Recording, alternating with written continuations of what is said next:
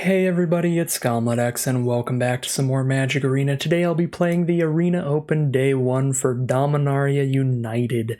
This is going to be the highest stakes Dominaria United limited events on Arena. It's got an entry fee of 5,000 gems or 25,000 gold, and we're going to be playing until we hit 7 wins or 3 losses. No matter what, we get a Shieldred the Apocalypse card style. And if we get to the 7 wins, which is what we're really competing for, we'll get access to Day 2, which will be best of 3 drafts. There will be 2 in a row. You have to get through the first best of 3 draft without losing a single match win. So you have to win 3 rounds before you lose 1 round. And if you do that, the second best of 3 draft on Day 2 is where you are competing for up to $2,500 of cash prizes. So very big, very high stakes, very competitive Dominaria United Sealed Event. Without further ado, let's just bust open these packs and see what cool cards we get to play with today. Well, you also get a mixed up sealed pass for free. Completely forgot to mention this. Don't know exactly what mixed up sealed is going to be, but I assume it's just a bunch of random cards from Arena in a sealed event. So that should be a pretty fun little consolation prize, little fun little event there to play in. Alright, what are we opening up here? Alright, pretty solid rares here today. We've got the Elder Dragon War in red, which is a miniature wrath. Then you get to do some looting, and then you get to create a 4/4 dragon. This is a saga with read ahead, like all of the sagas in this set are, so if you just need a 4 mana 4/4 flyer, you can skip right ahead to Chapter 3, so incredibly powerful red card. Another one here, the Rada's Firebrand, 2 mana for a 3/1. Every time it attacks, target creature with power less than its power can't block this turn. So really, really nice in making sure you can get some damage in. It even has a nice threat of activation ability where you can spend 6 mana to give it +2/+2 till end of turn, but that ability costs 1 less for each basic land type among lands you control, but you can only activate it once each turn. So if you're just 2 colors, that's only 4 mana to give it +2/+2 till end of turn. If you're 3 colors, then that is 3 mana to give it +2/+2 till end of turn, and so on. So very, very strong, aggressive card there, the Rada's Firebrand. We've also got Evolved Sleeper, which is a great evolving card in black. A 1 mana 1/1. For 1 mana, you turn it into a 2/2 permanently. Then you can, for 2 mana, turn that into a 3/3 Death Touch permanently. And then for 3 mana, you can start putting +1/+1 counters on it, drawing cards and losing a life. So a very, very powerful card that really takes over the game. A card draw engine off of just your 1-drop play. Evolved Sleeper, a very, very good card. There's also Aether Channeler, a great flexible card here, a 3 mana 2/1 that can bounce an opposing permanent or create a bird or draw a card. And we also have Anointed Peacekeeper, another great aggressive card, a 3 mana 3/3 Vigilance that also lets you look at your opponent's hand and choose 1 card in their hand to add a 2 mana tax to. You make it cost 2 mana more to play it. You can also choose to use this on activated abilities, so if you have an opponent that has like 2 Root Wallas on board and their hand isn't that great, you could just choose to make it so their Sunbathing Root Wallas cost 2 additional mana to activate their abilities. So important to keep that in mind.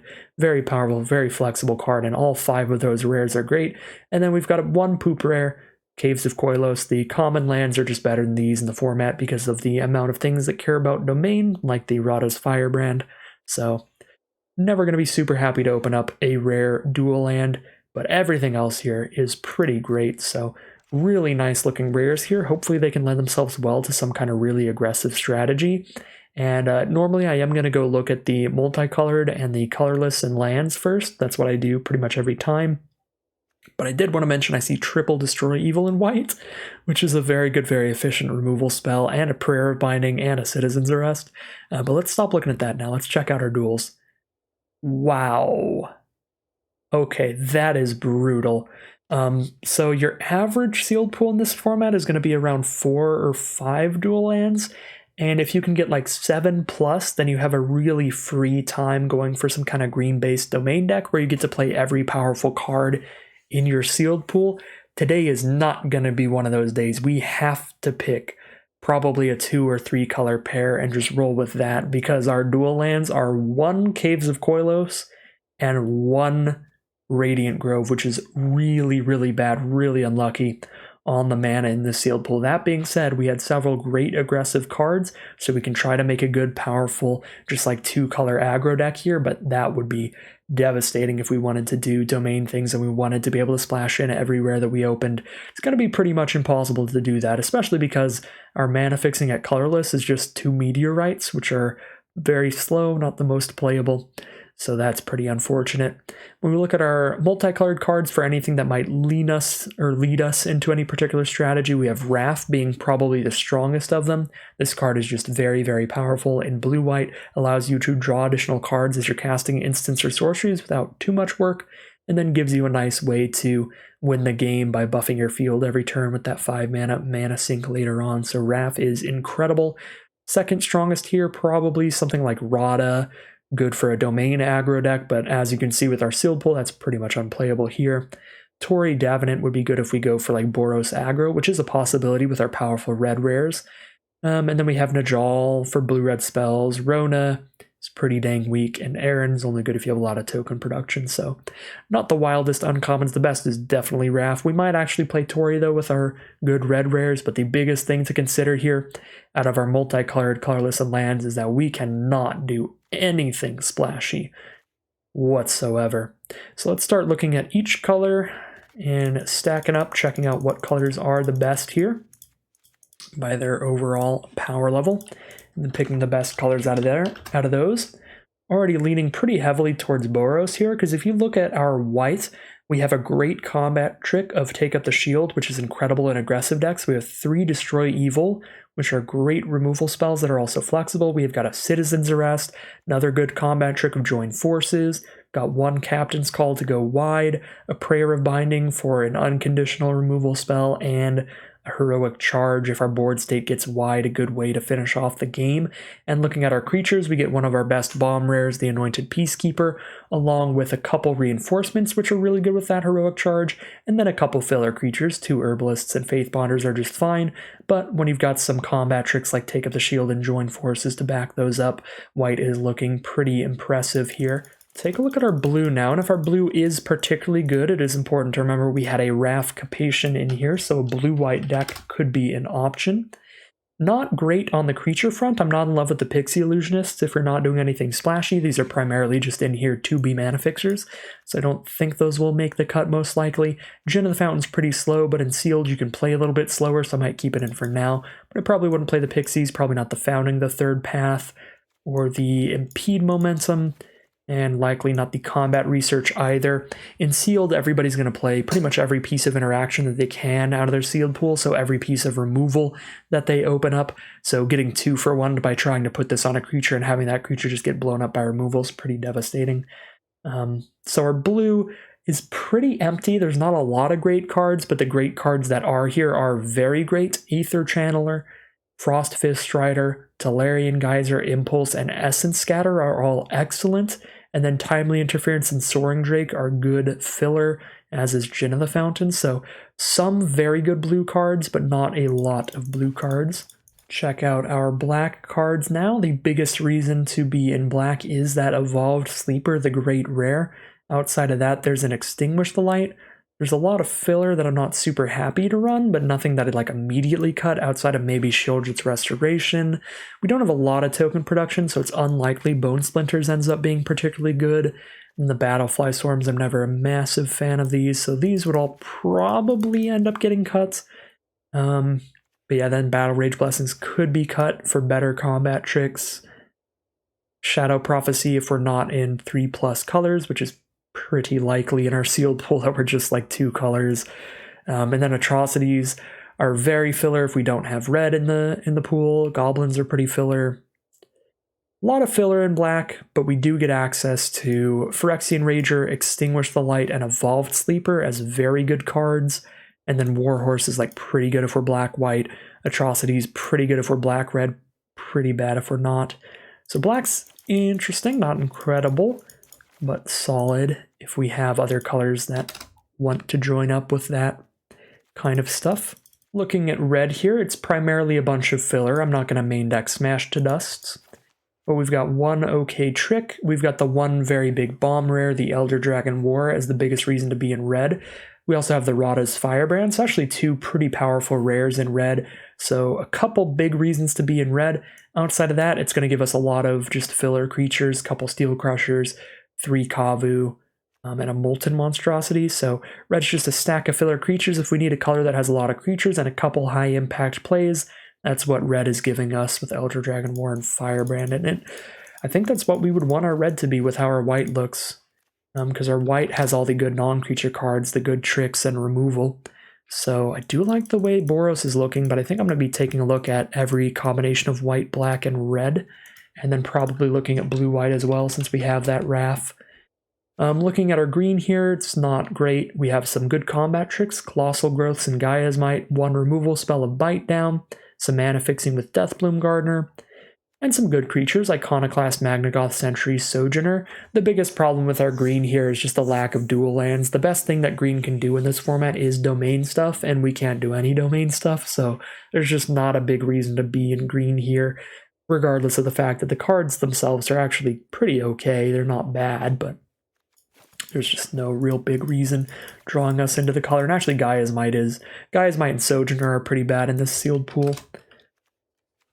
So green feels unlikely. So what do we want to do here? We definitely want to take a look at Boros, and we want to take a look at blue-whites, and we have that one very good black rare.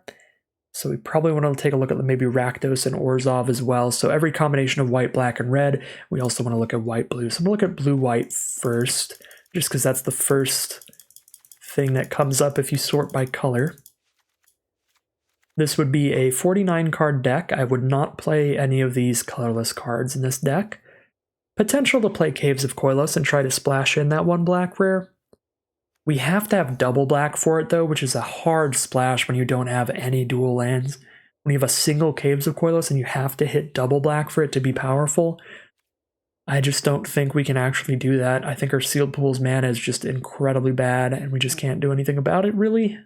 Unless we play green as our main color, just so we can have double gardeners. That does not feel like where we want to be. I guess we have double Pixie Illusionist, so if any color was going to be able to splash that thing in, it would be blue-white.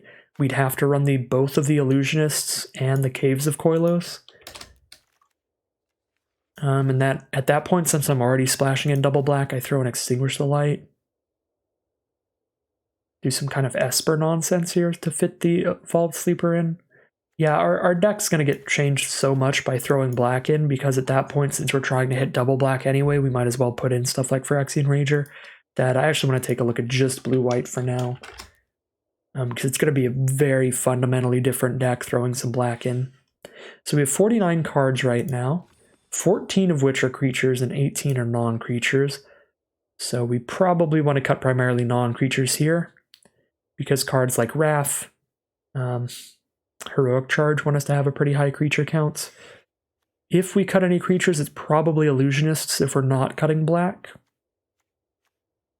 So we'll put those to the side as potential cuts. Trying to squish everything together a little bit here. What are our worst non-creature spells? Combat Research, already spoke my piece on. Founding the Third Path, Impede Momentum. A couple Artillery Blasts, we just have better removal spells. We still need to cut 2 more cards at this point. Maybe a Join Forces we don't have as much room for. I don't have much that cares about instant sorceries. I've got the Wrath and the Djinn. I don't think that's enough cards that care about instants and sorceries to run Timely Interference without being able to kick it. So that could be a cut. I think everything else in this deck looks pretty great. We cut all that, and this would be the blue-white deck. It looks really aggressive. I am interested in that. We have good plays against the late-game domain splashy decks. We have Triple Destroy Evil, Essence Scatter, and Citizen's Arrest. Against quicker decks that are trying to just outrace us, we've got like Take Up the Shield to win in combat, Tolarian Geyser to slow them down. Really good interaction here, just great removal in general. I actually do quite like the look of this blue-white deck. And I am going to keep this in mind in the back of my head as a definite option to build in this sealed pool. Okay, let's throw the black in now and see how this looks as an Esper build. Splashing in, Extinguish the Lights, Evolved Sleeper, and Phyrexian Rager. At that point, we've got 3 land types, so Shadow Prophecy could be good. Warhorse is good when you have black and white. That's probably it for the black cards we want to put in. And we definitely put it in Caves of Koilos. Probably not, but maybe some Meteorites. Almost definitely the Pixie Illusionists.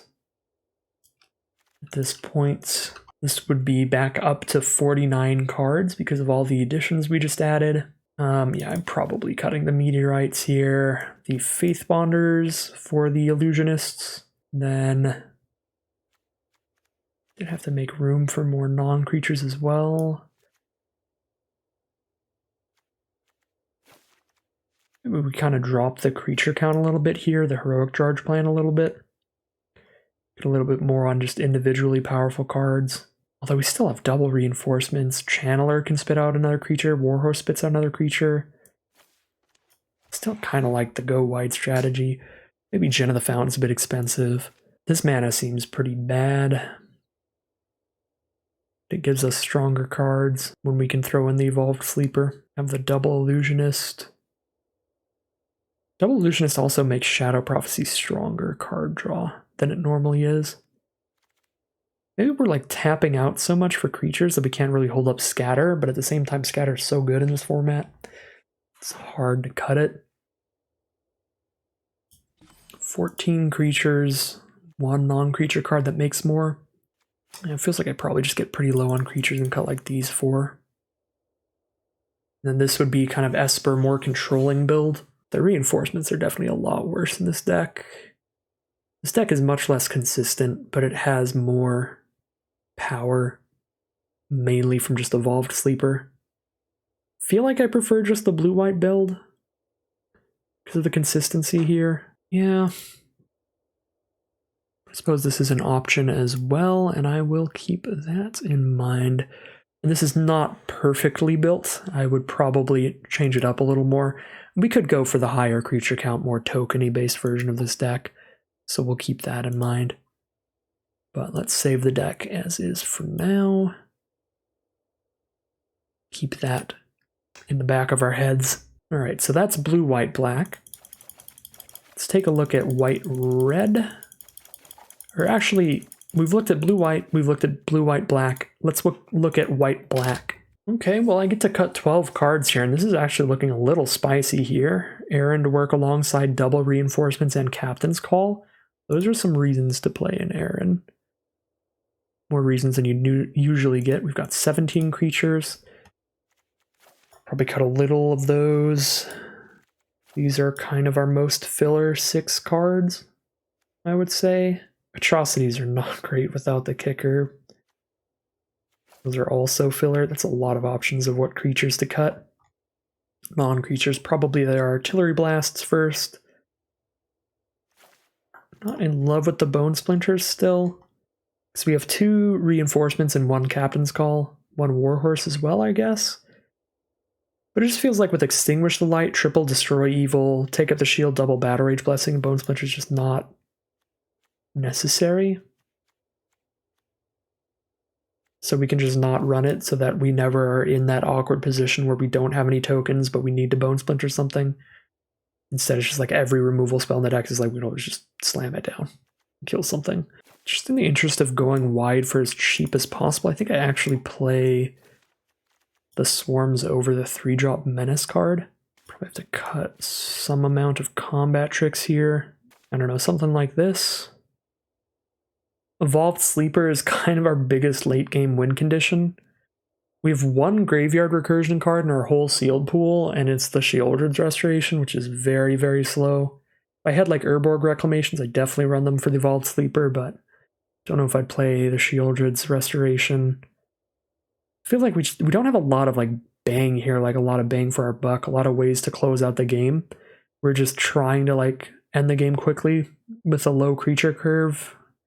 A little bit of combat tricks and a lot of removal. Heroic Charge can finish things off. This deck's okay. It's got a lot of interaction, again, against these slower decks that actually can play domain stuff and play all of their big, powerful threats. Like, we have ways to remove big, powerful threats, but all of our cards kind of pale in comparison when we get to late game. Our cards are, like, really low impact. is the risk, unless you've got like a really good, really aggressive curve. It's pretty hard to justify going for that. But yeah, Orzhov aggro, another way to go.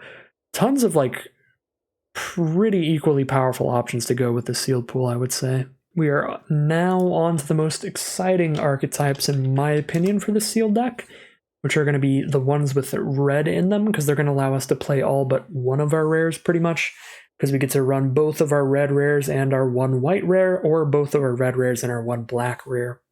Whichever way we go with the red here, maybe even red-blue, do both red rares and a blue rare. But let's see, definitely not main decking Smash to Dust. The Artillery Blast, we've got better removal in here. It's all for definite cuts out of the non-creatures. We only have 16 creatures here, so I do want to keep that count pretty high, but Amplifier doesn't do anything without blue, or it doesn't do enough without blue. Everything else, though, pretty fine, pretty solid. Monstrosity is going to be pretty inconsistent and hard to cast, so that's a potential cut. But mostly want to cut non-creature cards now.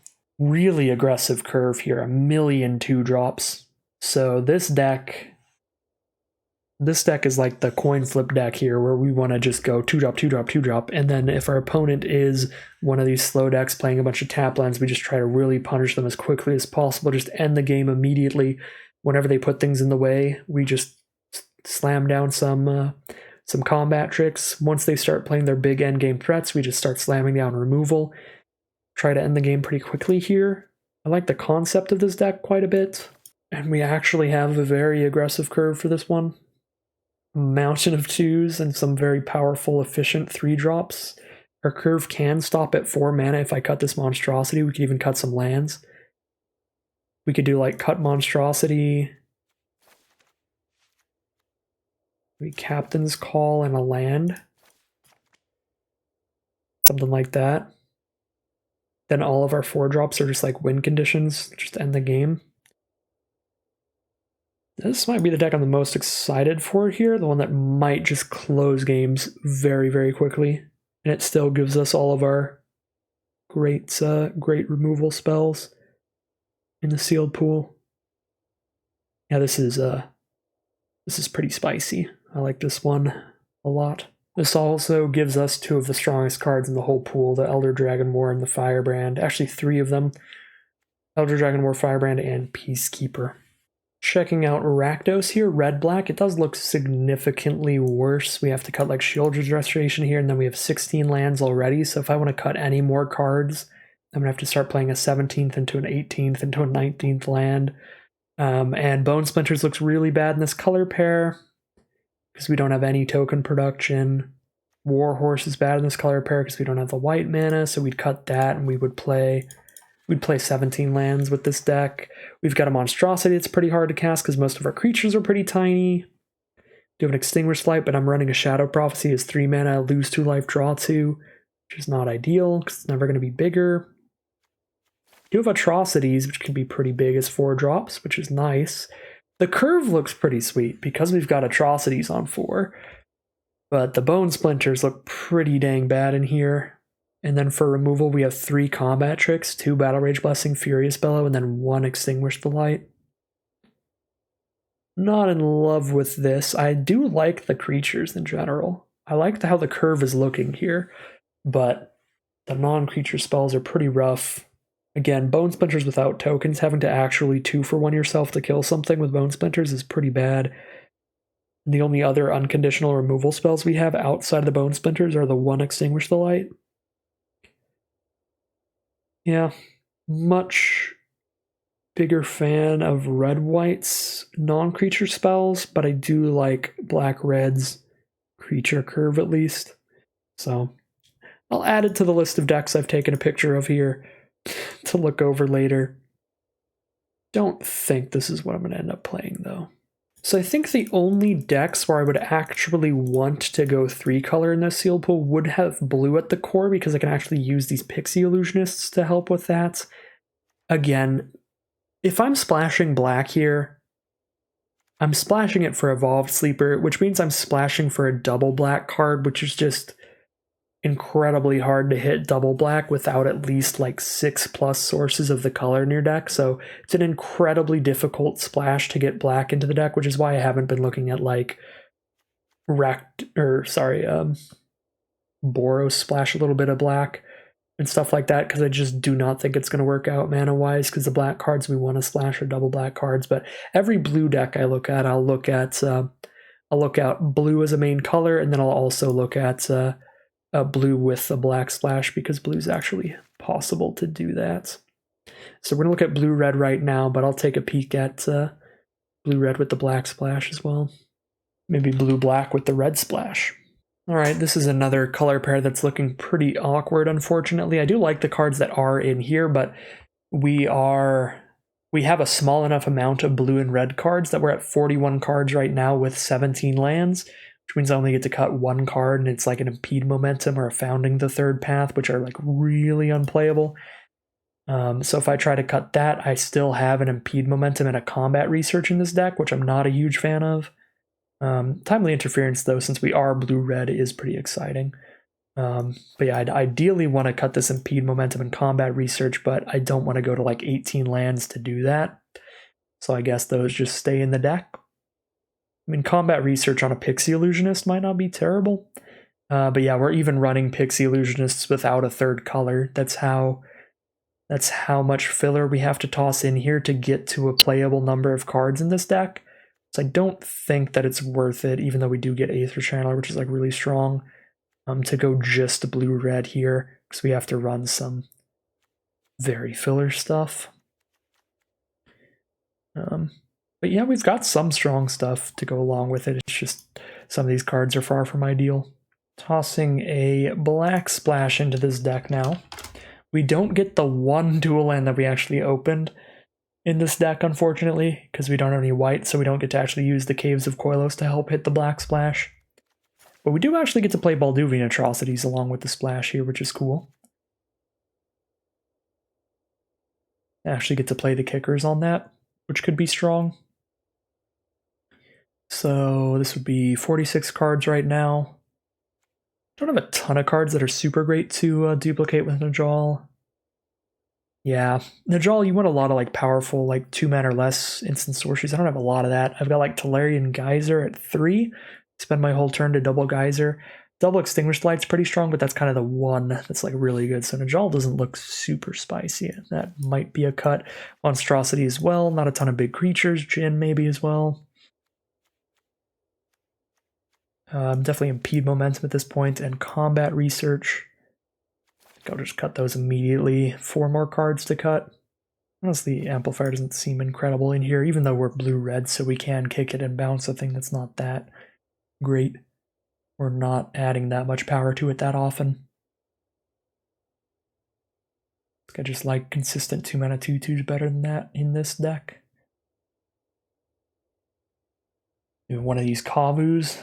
When we're moving into 3 colors, we're not as likely to have a bunch of red mana to dump around. Cut one of those, cut 3 of these. I don't know, something like this. Something around this would be our Grixis deck. Our mana base would be pretty rough here, so I'm actually going to build the mana base and see exactly how difficult this deck would be on the mana. 10 blue cards, 6 black, 7 red, so actually pretty equal black-red. So out of 17 lands, 9/4/4, that's so bad. 7/5/5 is still pretty bad. 5 sources of these colors that have double costs, like Extinguish a Light, double black. Evolved Sleeper needs double black. Elder Dragon War needs double red. But we have 2 Illusionists in blue in our main color. Mana's bad here, but the mana's bad for any 3-color deck we play in this sealed pool.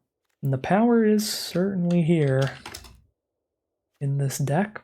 Little more late game longevity and stuff than like our Boros deck has as well, because we can try to play a couple value plays, like an actual Shadow Prophecy. I guess that's 1 value play, 1 card advantage play.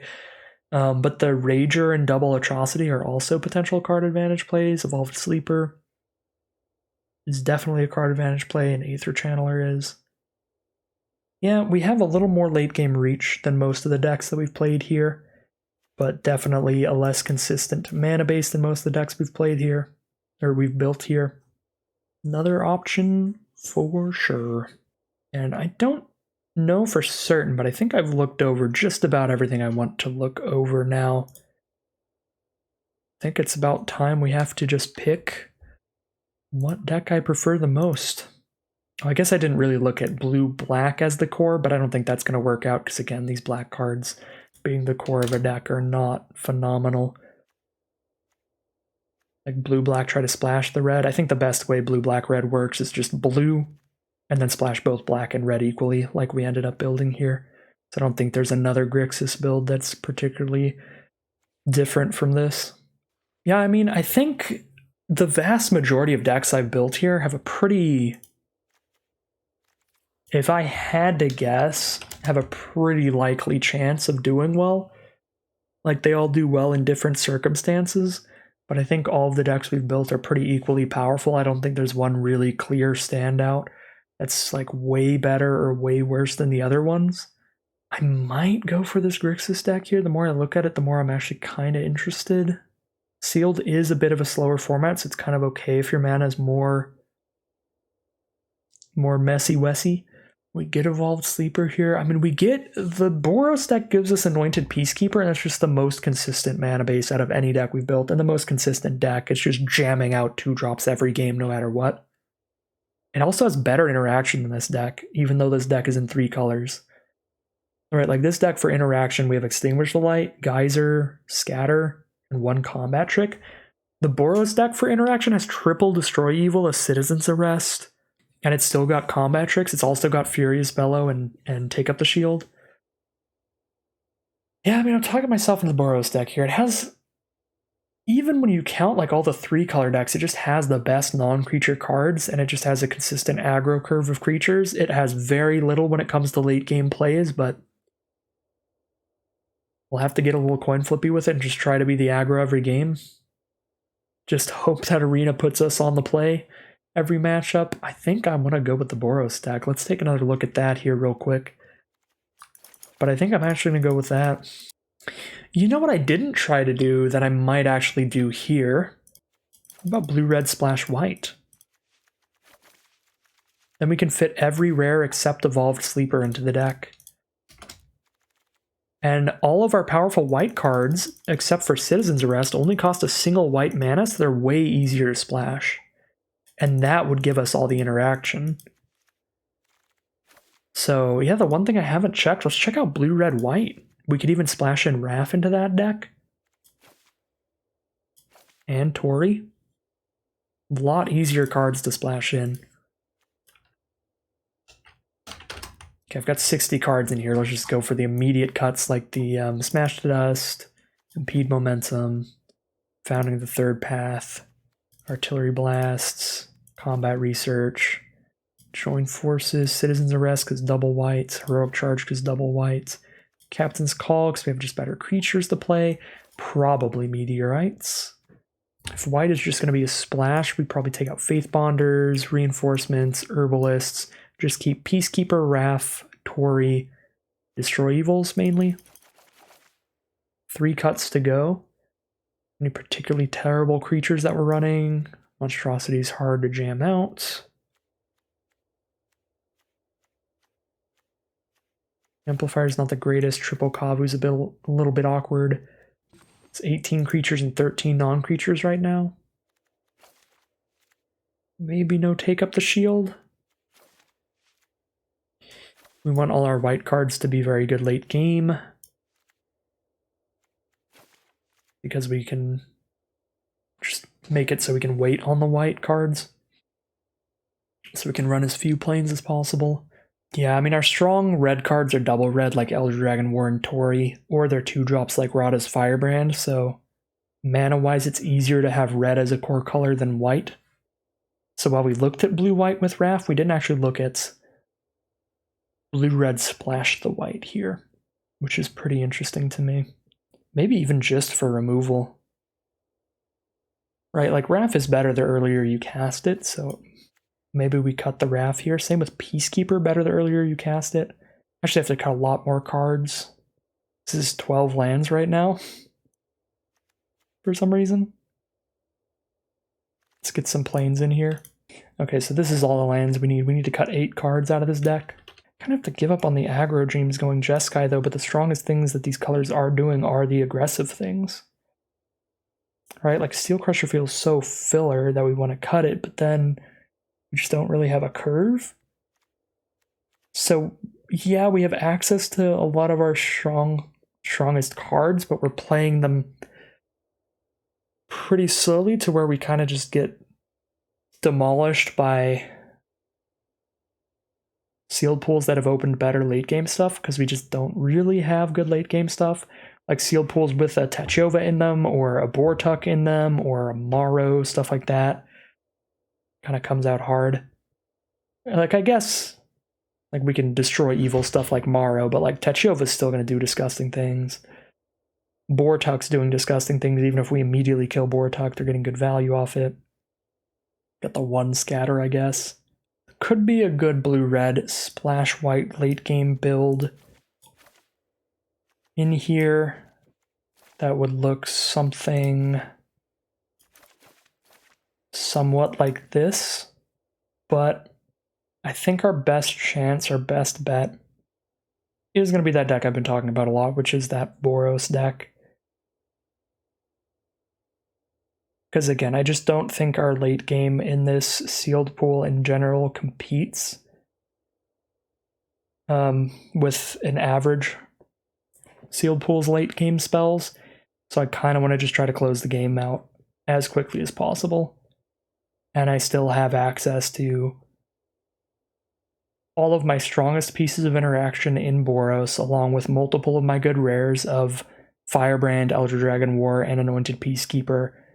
The only thing I lose out is some of our late game plays, but since we don't have particularly powerful late game plays in any color anyway, I think we just kind of ditch that plan and just get as hyper aggressive as possible and roll with that Boros deck. I think that's what I'm going to do here. So one final deck to look at, and then we'll get into the gameplay again. I don't think it's drastically better than anything else we built, but I think it's probably our best bet. All right, here we have it. This is the final sealed deck. This is what I'm going to be rolling with today. It is going to be a Boros aggro deck. Looked through a ton of different options in this sealed pool and just didn't feel like we had a particularly massively powerful late game in most of them. So I figured that our best bet here is just going to be trying to push in with as much good early aggressive plays as possible to just try to kill our opponents before they get to their big late game plays. And our Boros pool is really good at that. It's giving us access to 3 of our 6 rares, the Rada's Firebrand, the Elder Dragon War, and the Anointed Peacekeeper, all phenomenal aggressive options. Also gives us some of the most powerful interaction in our sealed pool: 3 Destroy Evil, Citizen's Arrest, and Prayer of Binding as straight up removal spells, multiple great combat tricks, Take Up the Shield, Furious Bellow, and Join Forces, as well as the Heroic Charge to push in that final bit of damage. So a bunch of very, very nice non-creature spells here. Some filler creatures for sure to make sure that we get enough creatures to make the cut, but some very powerful aggro ones like Firebrand. Double Reinforcements are great with Heroic Charge. Flowstone Kavus are great in aggro. Peacekeeper's great. Tori's awesome. But yeah, then the filler, the 2 Herbalists, 2 Steel Crushers, 2 Faith Bonders, just to keep that creature count high here. So not the biggest fan ever of this sealed pool. If we had just a few good on-color dual lands, like some dual lands, maybe in white, red, black, it would be a lot easier to be playing all 3 of these colors and playing the very good black rare that we got as well that can draw extra cards later in the game. Or just, you know, dual lands in any colors. So we could be playing more powerful cards without making a very inconsistent mana base. That would have been awesome. But this is the sealed pool we ended up with. We have 2 dual lands in the entire sealed pool. One's green-white and one's white-black. So that's not really going to work out here. I think this is one of the best decks, if not the best deck, that we have the opportunity to attempt to build here. And this is what I'm going to roll with. Number one thing we're hoping for as we get into the gameplay is that we are on the play as often as possible and just trying to aggro some players out. So without further ado, let's head into the gameplay. Alright, we're going to be on the play here. This is a little high on mana for us. I'm not a huge fan of that, but we've got 2 2-drops and a combat trick. I can scry out of lands with Herbalist, so I think I am going to keep this. This hand could blow up on our faces if we draw exclusively lands for a few draws. Game's pretty much over, but it's not that likely here. We have 11 lands left in the deck out of 32 cards, which are like 33-ish% chance of lands.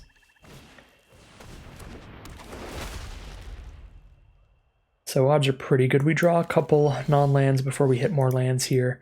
And Herbalist great against Vine Wall. Opponent starting nice and slow with a bunch of tap lands. Definitely a matchup. I think this deck is better than anything else we could have built. If our opponent's on one of these grindy domain decks. Ooh, Tori is a great draw. Keep Tori on top here, and that's likely to be our play next turn. And we'll just play a Steel Crusher this turn. Okay. And pass the turn. See what our opponent has in store turn 3. Hopefully just a tap land past the turn. Untapped land's not what we want to see. Raids is right for a turn. That is very okay with me. They're going to make me discard a card, but our 5th land is completely useless in this. Not completely, but fairly redundant in this deck, so we basically didn't have to discard anything. But they will get to bounce that Vine Wall back to their hand after this, after Chapter 2 of the saga occurs. I don't think I actually want Faith Bonder that bad. I would like more creatures, but I don't think badly enough. Because actually one more basic here would be pretty good, and every land in the deck is a basic, so we'll scry that to the bottom. Anything we hit instead of Faith Bonder will be good. Pretty much any other non-land card is better than Faith Bonder, and any land card is also probably better than Faith Bonder here, because it allows us to cast both of our tricks next turn. Prayer of Binding. Well, there goes Tori. So we're just hitting for 4 this turn. Okay. Scry again. Am I going to cast both of these? 1, 2, 3, 4, 5, 6, 7, 8, 9, 10, 11. Don't think I want to cast both of these, but it might be worth casting one. I'm going to play the land before I attack, and then see what I scry into, and maybe what I scry into makes me want to play these. No, if I just hit a land, I think I just let that damage happen, and I save these for when my opponent actually plays blockers.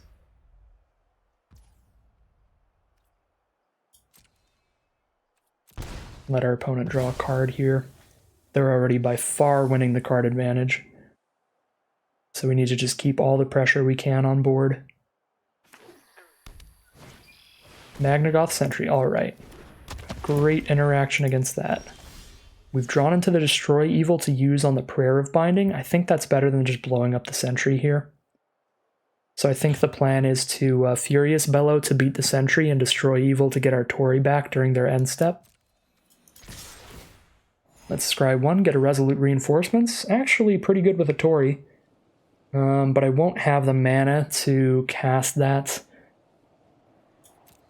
And Destroy Evil in the same turn.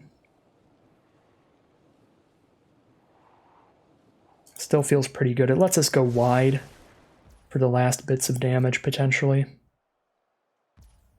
No blocks whatsoever. Okay. Well, then I don't have to Furious Bellow, so I would have the mana. Oh, wait, no, this isn't going to my hand anyway. What am I talking about? That'll just be for the future. I will definitely have the mana in the future to do that. Alright, so opponent's down to 8. They're going to drop a Vine Wall.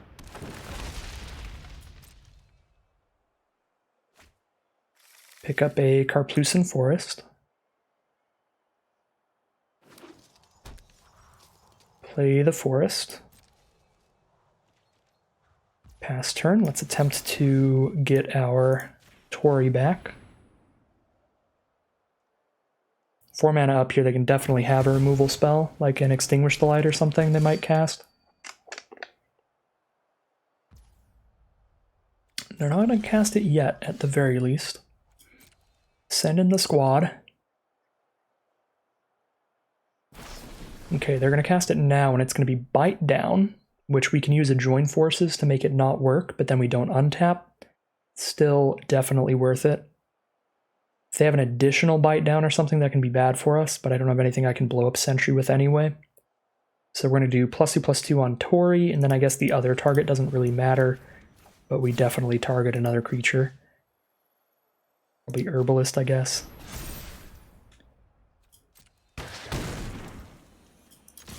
Attack with everybody, gain a life, scry 1. Scry that to the bottom. Bellow if we need to. If we don't, we reinforcements. We likely need to bellow here. Okay, currently we are going to trample over for 1, and they're going to take 4 damage total. Furious Bellow kills Sentry and makes them not quite dead. But still worth it because we keep Tori if we bellow. I'll keep a Kavu on top. It's got Menace, so it can help break in for that damage, even through some blockers. They're going to go to 1 now, and they're going to scoop them up. They are over it, and that is going to be 1-0 to start it off. Alright, here we are in game 2. I do have Steel Crusher into Kavu for sure. I have 8 white sources in this deck. I know I'm going 2-drop into 3-drop. Unfortunately on the draw here. It is painful.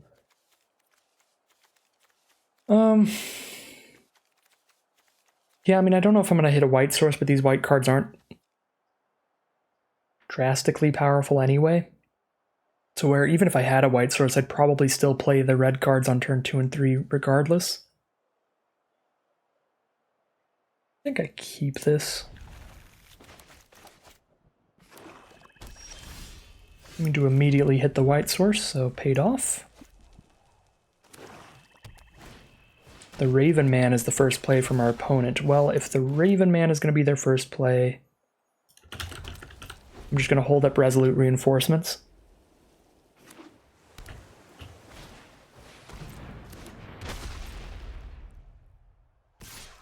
And that's why. That's also why I slammed the spacebar as much as possible, so it didn't wait that long while they were casting spells. So it wouldn't look that suspicious. Peacekeeper's a beautiful draw, wow. Do I want to look at their hand that badly? Because Peacekeeper's just going to run into the Academy wall.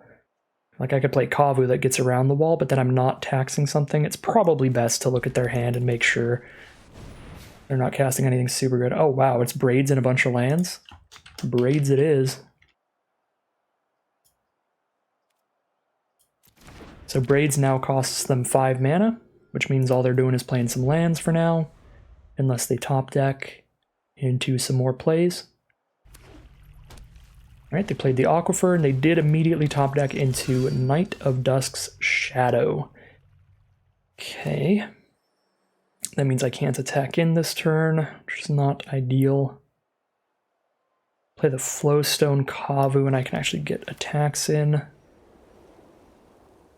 Or I could just double up on creatures this turn. The Enlister's good.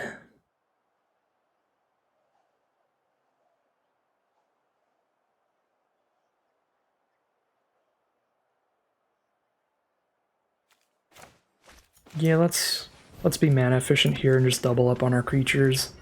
Play Kavu next turn.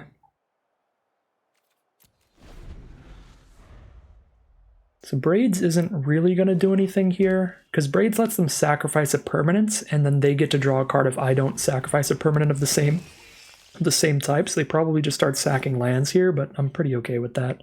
I've got plenty. Okay, they're not going to sack a land. Destroy Evil is the draw. That's interesting. I don't know if it's worth blowing up Academy Wall, but it very well could be. If we blow up Academy Wall, they have a 2/2 and a 3/3 blocker here. We can actually start jamming in for some amount of damage.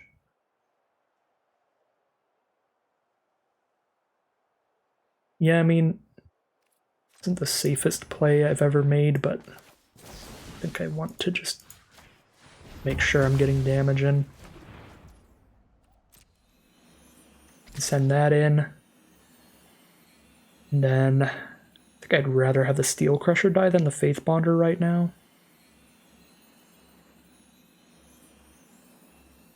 I guess the only way the Faith Bonder dies is if Braids dies, so that's probably better.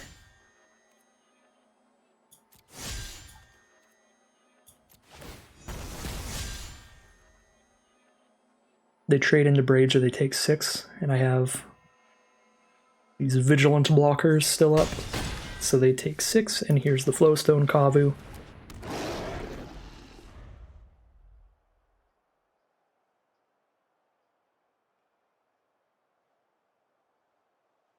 My opponent slams down like a 5/5, I can just buff Kavu to 4 power and then enlist it the next couple turns, or next couple attacks. Enlist onto the Steel Crusher, then enlist onto Faith Bonder. Okay. Flooding out a little bit here. But that's okay, that makes sure that Braids doesn't get to just start destroying our lands. Knight of Dusk's Shadow can unfortunately be a 5/5 now. They triple pump it. So the only thing I can really attack with is Kavu. Or I could enlist the Kavu onto something else to make it big enough to fight with a 5/5. I think it's probably best to enlist Kavu.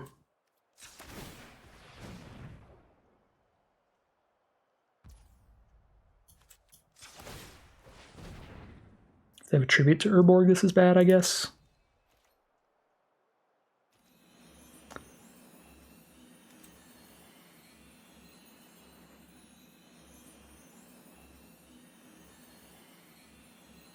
Yep, trading with either is good. Enlist Kavu. Okay, so we enlist Kavu, so that's attacking as 5, and we enlist Peacekeeper, so this is attacking as 5. Either one big enough to fight with the 5/5 Knight of Dusk Shadow. Yavimaya Steel Crusher, you're going to list the Peacekeeper. Faith Bonder, you're going to list the Kavu.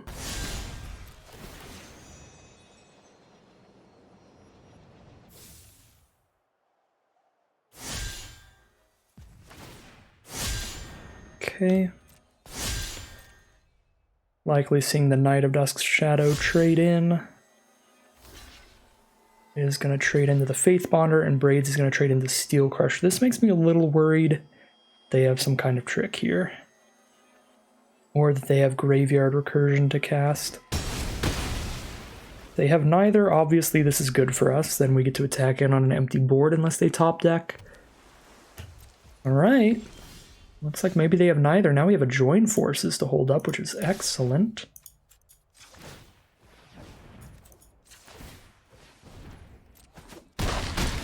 I'm going to hold this mountain in hand.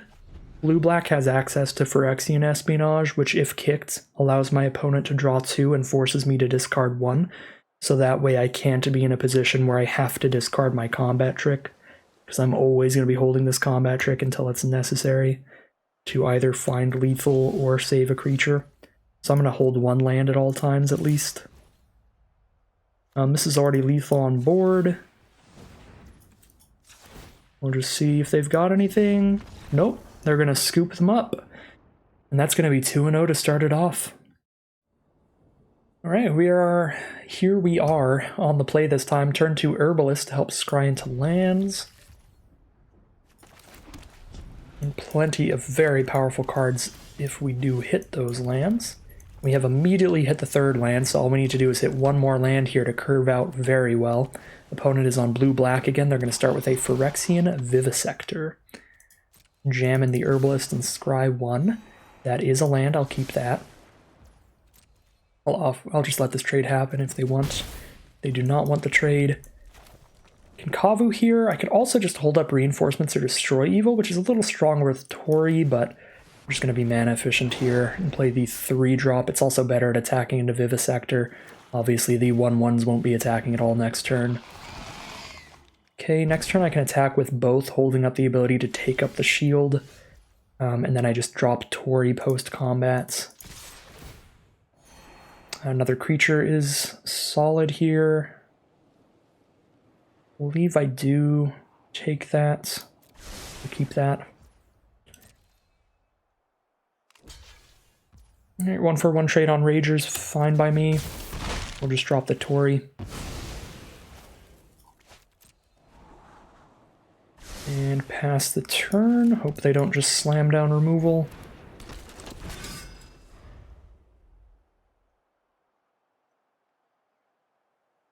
Holding up all these tricks. If we cast none of them, we'll drop Steel Crusher and still hold up all these. Phyrexian Espionage, alright, they're just going to draw 2. That doesn't impact the board in any way, so that is very good for our Boros aggro deck. They did hit their 4th land drop. They're going to play it as a tapped land here. We're just going to jam in with both of these creatures. They're probably not playing any tricks, so we play Steel Crusher and pass turn.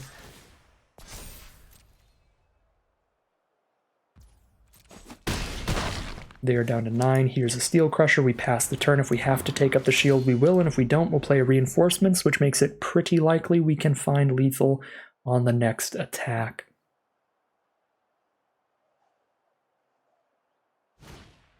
Phyrexian Rager, that makes them lose a life. Big fan of that.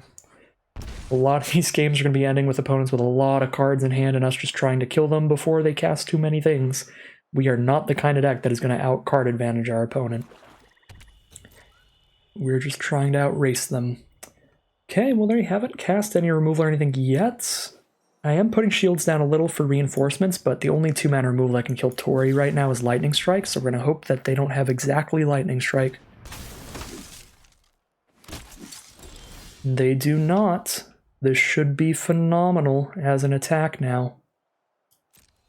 I can double pump Kavu, and I can single pump something else with Take Up the Shield. Don't know if this gets to lethal, but it gets dang close. An opponent is going to scoop them up, so I'll take that as a yes. That is 3-0 now for the Boros aggro deck. Pretty great hand. A little high on mana again, which could be rough. Opponent's on the play as well, so we won't be that aggro. But turn 3 Peacekeeper is always pretty nuts. I think it's worth the keep. It's perfect mana as well, double of each source for any of our double mana costing spells. Unfortunately, a 5th land for us. But I can deal with this. Opponent is on Gruul, red and green. Neshoba Brawler, turn 2 is a devastatingly bad time. Strongest 2-drop in the set. Probably Herbalist here, so I can make sure I can scry out of any more land draws. Nothing else I have is going to attack or block the Brawler well anyway. It's kind of okay to play the weakest creature. Brawler is doing what it does, attacking as a 3/3 trample on turn 3. And then Flowstone Infusion to kill the Herbalist, that's pretty fine. Llanowar Loam Speaker, wow, this is an incredible start from our opponent. We've unfortunately hit another land. See what they've got in our hand and hope they're kind of out of gas. Because otherwise a 3/3 trample and a 3/3 haste attacking us every turn is pretty crushing. Oh my god, they have a King Darien still in there and a Griffin Protector Heroic Charge. Well, we kind of have to choose King Darien. As much as I'd love to say Llanowar Loam Speaker so that they can't activate the ability unless they pay 2 additional mana, I can't beat a King Darien right now. Because just dropping King Darien makes Brawler a 4/4 trample and the Loam Speaker a 2/4. I can't ever attack in, I can't ever block that thing well. This is super bad. We're probably pretty dead here. Loam Speaker's gonna demolish us. They did hit the land off the top as well, so now they can play Protector or Heroic Charge. Protector it is. Means no attacks with a 3/3 land at least. We will be taking an attack from a 3/3 Brawler. Next turn I can hold up a Kavu to block as a 3/2 to kill the Brawler. Another land for us. Our chances of victory are crawling away every draw step.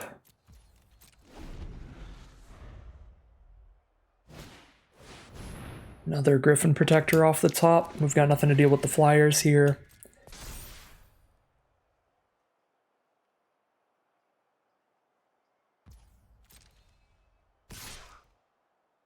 Take 3 down to 11. Trade into the Brawler. Lose another life, so we'll go down to 10.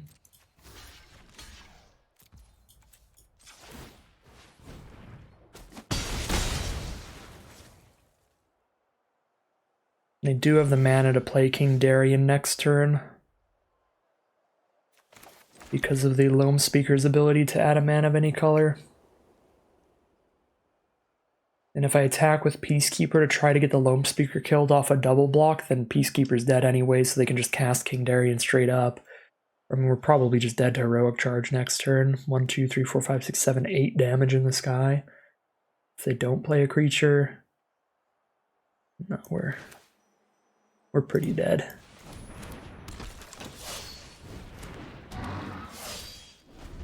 Rough one this game. Opponent had a really strong hand. Brawler, Loam Speaker, King Darien. The Protectors, with no removal in our hand, we don't have any other way to deal with flyers. And we were on the draw this round as well. I believe. I might be wrong on that one. Might just feel like it because of how strong it was. How strong my opponent's deck was here. Yeah. Very dead. 3-1 it is. Very good stuff from our opponent. Alright. Unfortunately on the draw here, so we are not that aggro, but the hand is super aggro. Turn 2 Firebrand. Turn 4 Torii if we can hit one more mountain. Pretty big fan of this. We also have the really nice flexible reinforcements with flash that allow us to hold up a take up the shield and then cast a reinforcements if we don't need to cast it. Turn 2 Balmor is very threatening. Drawing 2 more white sources before the second mountain is very bad. It's going to be pretty hard to get to this Torii now. But that means there's only 4 plains left in our deck and 7 mountains now. Opponent immediately has the Lightning Strike for the Firebrand, so we don't get to take up the shield and save it. And this is looking like we might be about to get rolled again. Did get the second mountain now. So we will actually have a turn 4 Torii, which is a start. But again, turn 2 Balmor on the play with a Lightning Strike backup. Gonna be hard to get our way back into this game here. But we're working on it. Talus Lookout, more flyers. Not great for us. Okay. Could try to take up the shield to kill this Lookout, but I need to get my own threats down.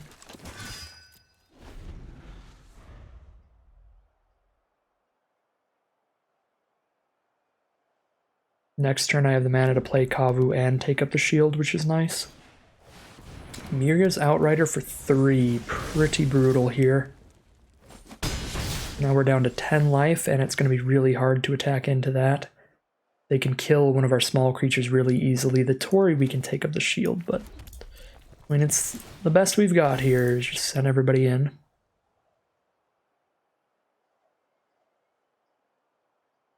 We just let them kill a small creature. We'll save Torii if they go for that block.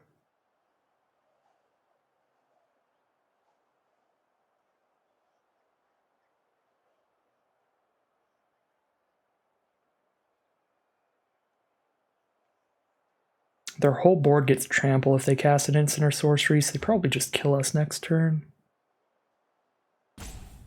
If we don't gain some life here.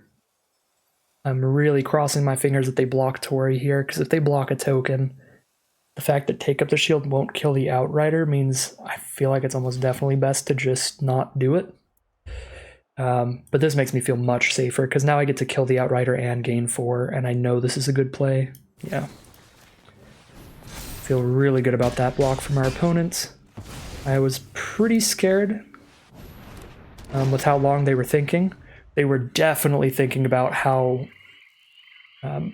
likely it would be that I have take up the shield and how important it would be to play around that, or they were thinking of some other tricks. Luckily for us, they did eventually decide upon the block that favors us there. Timely Interference forced the Torii to block, but they have nothing that I would block anyway. Oh wait, no, they didn't kick it. They didn't kick it, so just for the damage there. So 16 life. 1, 2, 3, 4, 5, 6, 7, 8, 9, 10, 11, 12, 13, 14. Not quite there. Opponent probably kills me on the crackback, but I don't have any blockers for this regardless. So I do my best, as much damage as I can get in. If my opponent doesn't kill me next turn, then I kill my opponent the turn after that. So fingers crossed. 4, 5, 6. They have to cast 2 spells to kill me. Fingers crossed, no 2 spells here.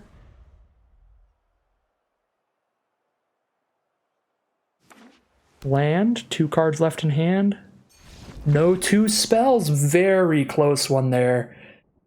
Really, really hard to overstate how close that was. It is not difficult for a blue-red deck to just double spell at that point in the game. Just Tolarian Geyser, draw a card when they cast it, and then hit anything else. Cast that as well. So pretty lucky there in the end. Impulse, Phyrexian Espionage, a lot of spells in this format just trade into another spell really easily because they are card draw or they are card selection, letting you dig out of the top several. So really lucky ending to that one. Did not think we were going to get there, but 4-1 it'll be. Great stuff from Tori that game. Stacking up a lot of extra damage with these 3 bonus creatures attacking alongside her. Take up the shield being pivotal there too. If our opponent went for any other block there, I think we might not have gotten there in the end. But that life point swing of giving me enough life to survive that next attack while also getting their 4/4 blocker off the board was huge, incredibly important. We're on the play here, which is excellent, and the start is excellent as well. We have the strongest 2-drop in our deck, arguably, as well as a Flowstone Kavu on turn 3, interaction and combat tricks after that. Excellent, excellent start, and our opponent is going to start with a blue-black tapped land, the Contaminated Aquifer.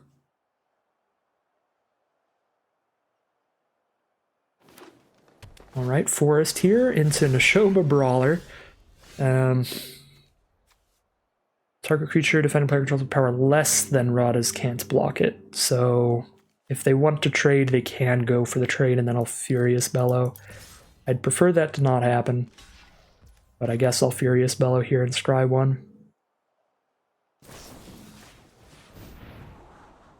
I believe I want that. No, I need a second white for my 1 4-mana card, so I don't actually want the mountain. I want a plains here.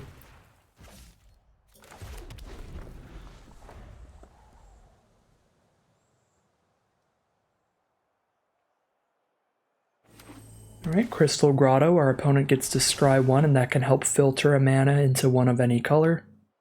So they can cast any 2-drop in the game. They're going to go for Vine Shaper Prodigy, so they can actually get some blockers down. I'm actually pretty happy with that, because with Radha's Firebrand on board, until they kill the Firebrand, that's not going to impact the game at all, because Firebrand keeps stopping it from blocking with its just attack trigger. So our opponent not being able to draw the cards off of it is really nice for us.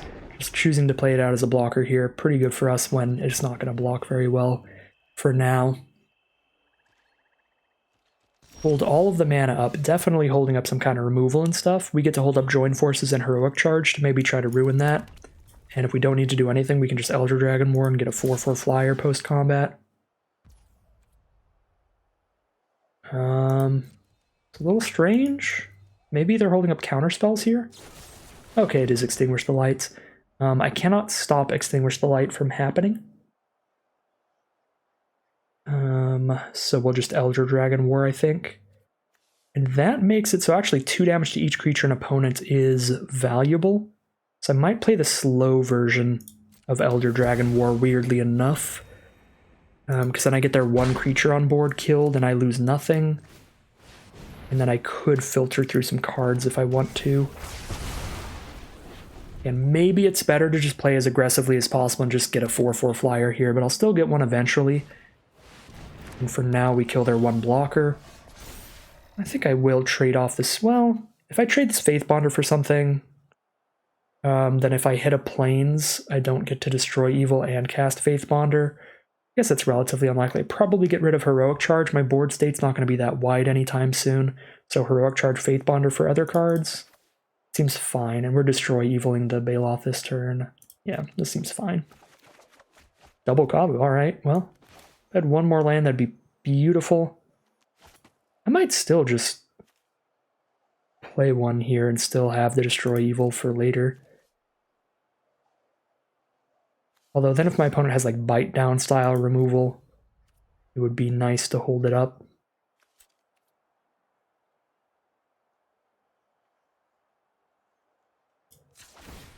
Yeah, if the plan's Destroy Evil, I can double pump Kavu this turn and still have it at the ready.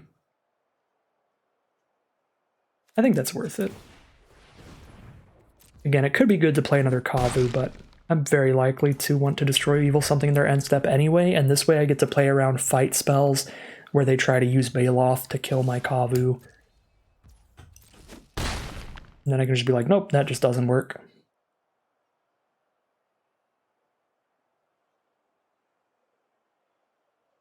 What could be awkward is if it's an instant speed one like Bite Down, and then I try to Destroy Evil in the end step and they respond by doing that. So there's an Urborg Lurgoy for sure. I'm gonna mill a bunch of cards. Mills a Namada and an Urtai. Their sealed pool is loaded. Urtai and Namada. We gotta hope they don't have Urborg repossessions. And then I guess we have to Destroy Evil the untapped creature. Yeah, we'll Destroy Evil our own Elder Dragon War. That seems like a good idea. Okay, we'll get our 4/4 flyer, and now we can Peacekeeper, check out their hand. Is that better than playing another Kavu here? Yeah, because it puts more power on the board, and it's enough power with the Join Forces to attack into a Baloth. Still get to buff Kavu once here. For extra damage. Opponent is down to 9. Let's Peacekeeper and see what's going on over there.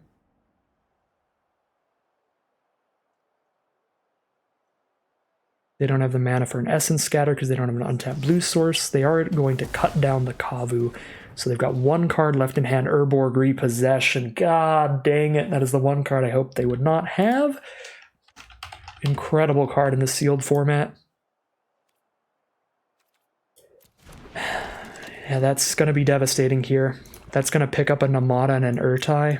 At least it costs them 5 mana now to kick it. They may even just cast it to bring one thing back and cast it. Nope, they are going to kick it. Grab Namada, grab Urborg Lurgoyf so they can cast that. Oh, they can't because the auto tapper got them bad here. If you're in a competitive event, I'm not going to blame my opponent here because this could have just as easily happened to me. I've been gotten by the auto tapper so much, but I have said it a lot in my drafts and sealeds because it's happened to me so much. If you're in a competitive event of this format, do not let the auto tapper do anything if you have any dual lands. The auto tapper is atrociously bad in this format where it can do things like that, where you specifically grab the 2-drop, but the auto tapper's like, no, let's tap all 3 green sources for no reason because it likes these non-basics so much, even though they don't provide green mana. I wish I had one more mana here so I could cast 2 things instead of just 1.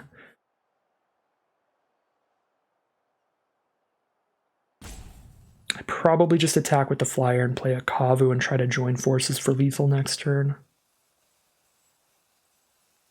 If I join forces this turn, I kill Baloth. Next turn they have the mana to play Namada and Lurgoyf, so they have 2 blockers total. They've taken 6, they'll be at 5 with 2 blockers against my 2 attackers. I won't have a join forces. Yeah, I mean, I think I'm just sending in the flyer for now. Saving the join forces. Like, definitely kill a Namada, I guess. Potentially find lethal immediately, so there's Namada. 3/4 reach. When any of my creatures die, they get a 1/1 sapling, and they can sacrifice those saplings to make the Namada bigger till end of turn or draw cards. If they don't cast Lurgoyf here, then, okay, I was going to say, then they definitely have something going on. They're going to kick the Lurgoyf again to make it as big as possible. They did hit a Cult Conscript. That is a very good one to mill. Send in the Baloth. We actually just have lethal now. Alright, I guess we just win. We don't have lethal on board, so this is a very fair attack for my opponent, but with joined forces, we now win the game. Because they can't block both of our creatures on the ground, which means something gets in with joined forces and finishes them off. 6 damage in the sky. Something else gets in.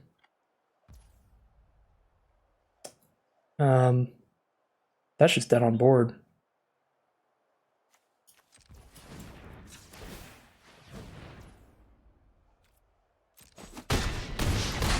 All right. We'll take the dead on board then. And that is going to be 5 and 1. I guess technically,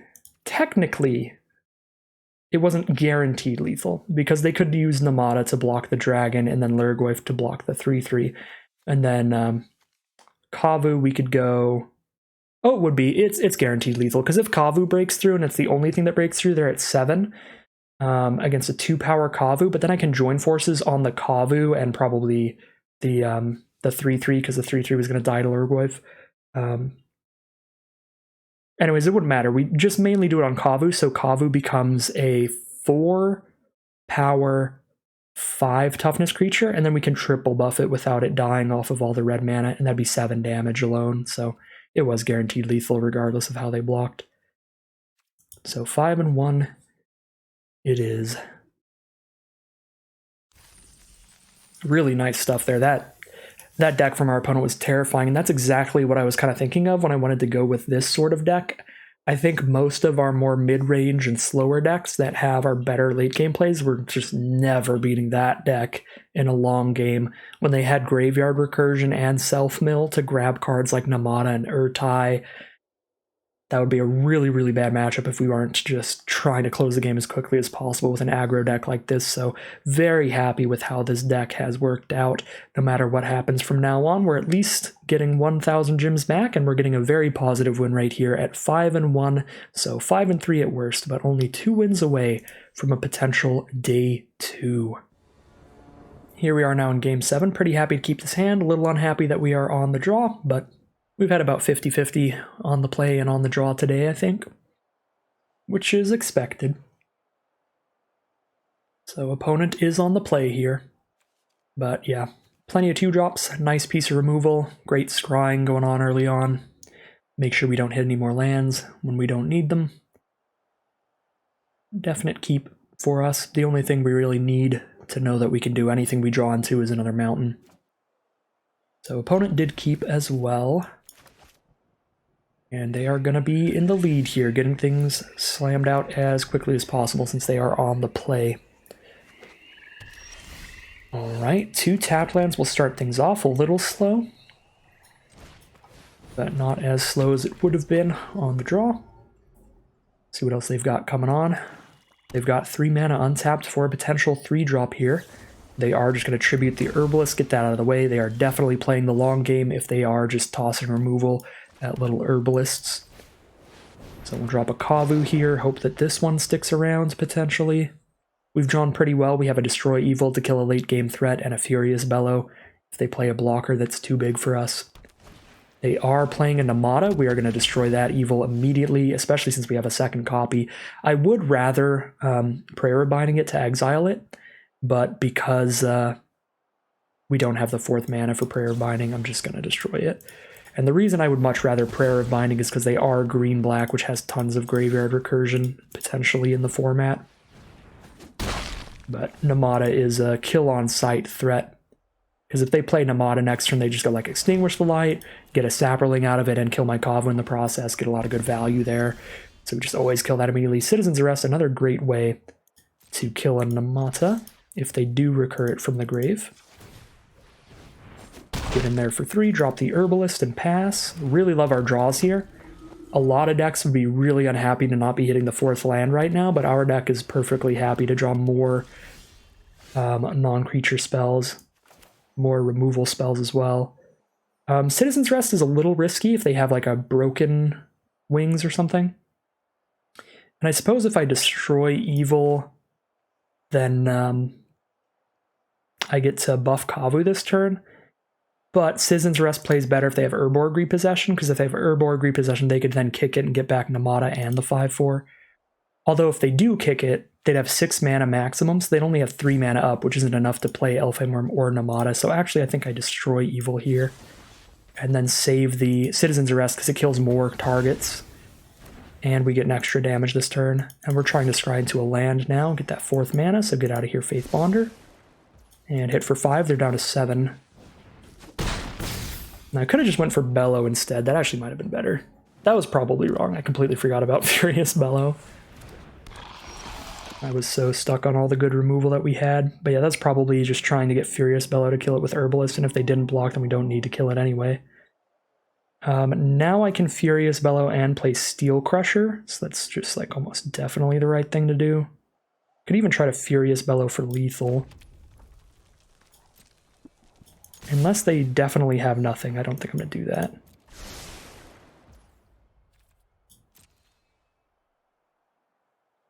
Seems like Arena's not waiting for them for anything, but they could just be slamming the spacebar to try to get us to dump a removal spell or a combat trick out.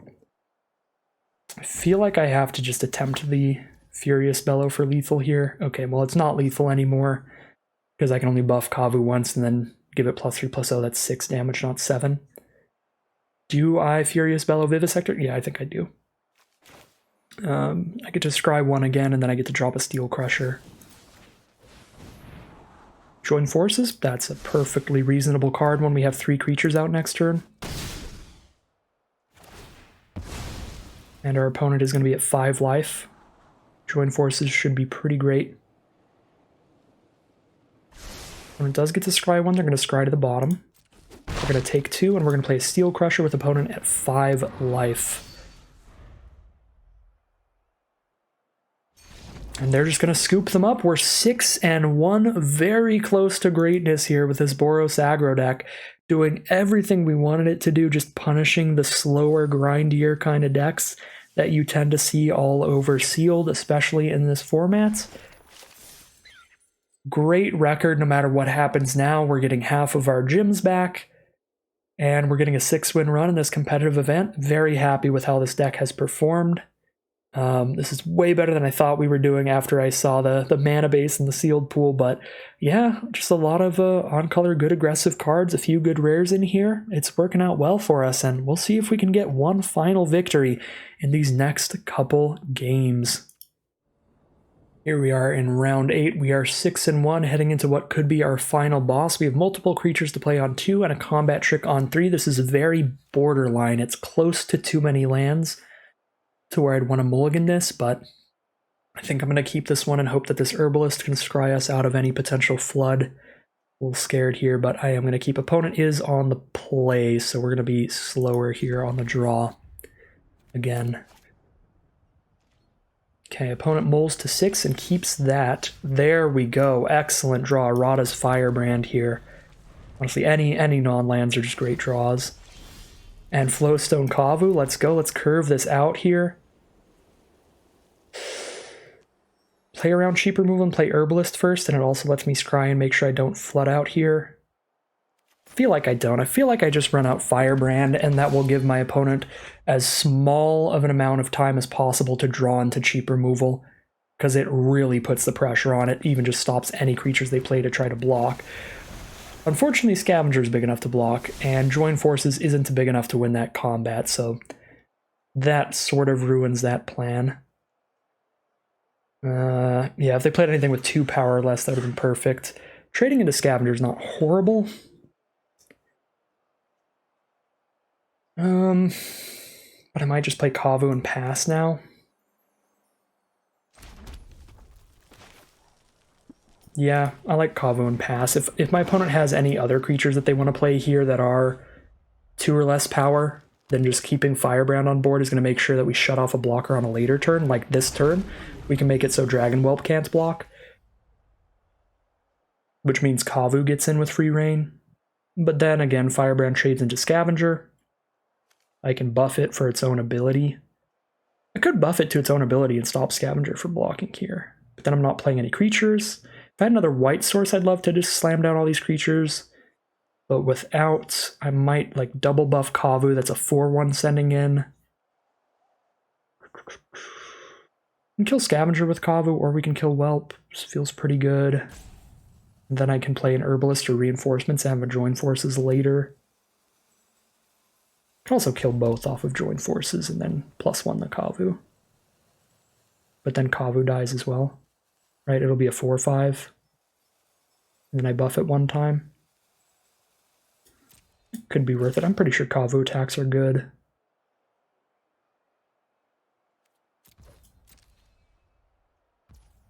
Okay, no blocks means we just double buff and then pass turn. Or I play an Herbalist. It's either Herbalist or Reinforcements. I guess since we don't have an instant to hold up, we play Herbalist instead. Scry out of any more lands as we're attacking.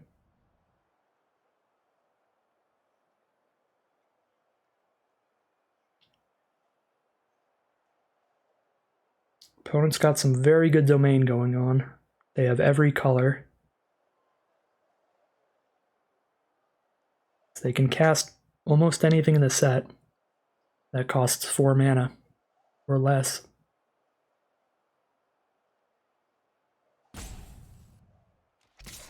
They are going to send in the Sea Scavenger. I'm not going to block that. We'll just take 3, I guess.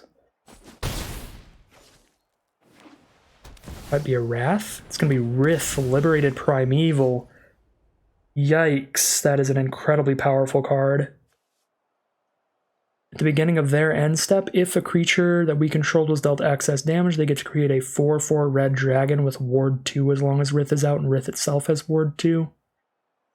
Attack with everything with at least 3 power, and Join Forces makes the stuff big enough to kill Rith, trade with Rith. So we attack with Firebrand Kavu. Whelp actually has Ward 2, which I guess I can pay for. And then opponent might think I accidentally paid too much mana to not have Firebrand's ability.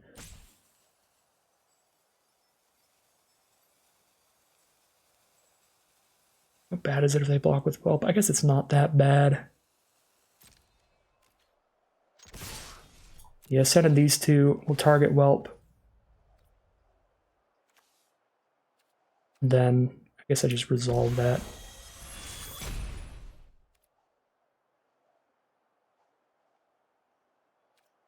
Well, 2 1/1s doesn't really change things, and they're really bad against Rith. Yeah, I guess I do pay for that. And then opponent might be like, ooh, they paid out of Firebrand's ability. And then block with Rith. Probably not, but it's a chance. Okay. So we just buff Kavu once, and then pass. Hit for 6, put them to 10. This is devastatingly powerful. We need to draw into Destroy Evil or something, or just try to cheat in some quick lethal with the Join Forces out of nowhere. We do have our opponent at 10 now. If they have fight-based removal, the game is over. Because then they're going to get 4/4 dragons in their end step. Okay, we're taking 5. Sure. Cannot do anything about that.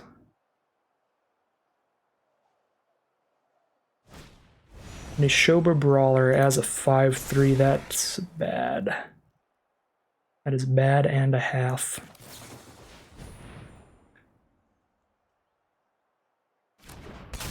Bonus levels of bad.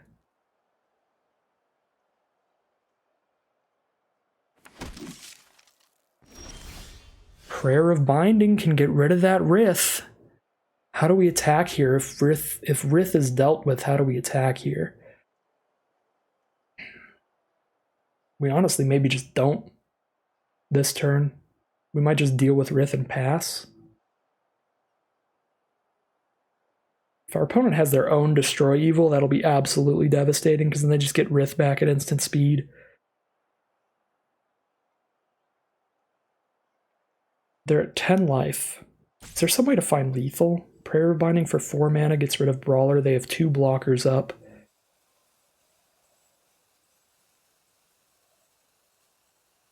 No, I don't have the mana for Join Forces and Prayer of Binding, so I don't think I can find lethal this turn. Next turn, though, with Join Forces and Firebrand ability up, feels pretty good. So I think I just hold on to Prayer of Binding. I try to use it during their turn on the Rith. That way, even if they have Destroy Evil, they don't immediately get Rith back. I mean, they can immediately get Rith back, but they can't just attack us with it again. I guess this gives them another opportunity to draw into like a Shore Up. They get 1 more draw step to get that, but they would have already had the mana up for Shore Up or Negates or almost anything. All right, so we're attempting to prayer away the Rith. It's Ward 2. Well, I guess if they have Destroy Evil, they do just get Rith back immediately anyway. Yeah, so if they had Destroy Evil either turn, they would be hitting us with Rith this turn. Because they would have destroyed Evil during our end step and had Rith back on board, or they'd destroy Evil in response to Prayer of Binding's ability being on the stack. Okay, I have the mana to buff Firebrand and join forces this turn. And we're at 14 and they're at 10. So if I buff Firebrand, it's 5 power, so it shuts off a 4 or less. So we can shut off the Scavenger. Or actually probably shut off Niall, and then everything they have is small enough to die to a join forces. Even on a 1/1. I mean, Niall's a pretty scary card on their board, but in order for it to do good, they have to hit us with it, which means they have less blockers. So I think I activate Firebrand before I attack, and then I think I do shut off Niall. I guess I didn't have to activate it before attacks to shut off Niall. That was dumb. That was dumb of me. That was actually really bad. I was just in that mindset where I have to activate it to get the extra, to get the lockdown a blocker, but I don't. Elder Dragon War is really good. Good card to have on top. Yeah, that was really, really bad. It would have been much more flexible to be holding up mana for Kavu's ability potentially, or Firebrands, and just doing whichever matters most here. Okay, so join forces here can kill Scavenger and Dragon Whelp. And they take 3. I will lose Firebrand to trade with Brawler, and then they only have 1 creature left on their board, and it's Niall, which they can hit us with to draw a card, but then they have no blockers up. That feels solid to me. Join forces cannot save Firebrand. Join forces cannot save anything here. So I think I just kill the creatures they're blocking with.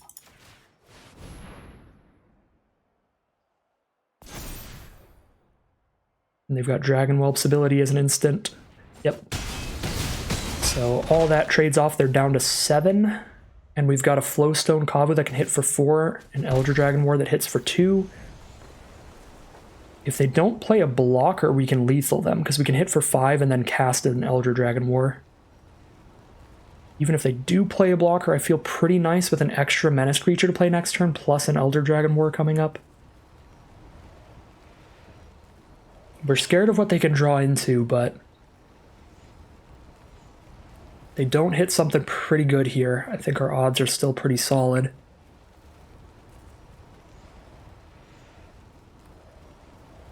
I can also, of course, alternatively just play a 4/4 flyer if I don't want to dome them for 2. Okay, 1 card to the top, they draw it, and Llanowar Green Widow, and Karn Silex?